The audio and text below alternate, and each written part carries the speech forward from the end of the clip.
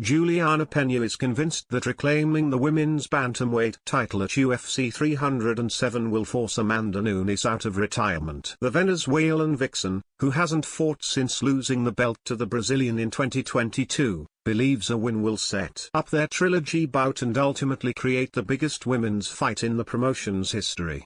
Pena first stunned the world back in 2021 when she faced the Lioness at UFC 269.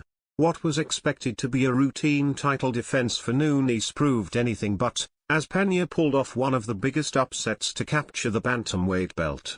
The pair then ran it back a year later and Nunes looked back to her best, dominating the fight across the 5 rounds to reclaim her belt.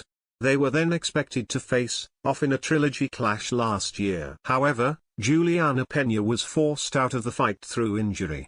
Nunes ultimately ended up facing Irene Aldana, and called time on her career following her victory. Pena has since been demanding the Brazilian to return to the octagon so they can settle their rivalry.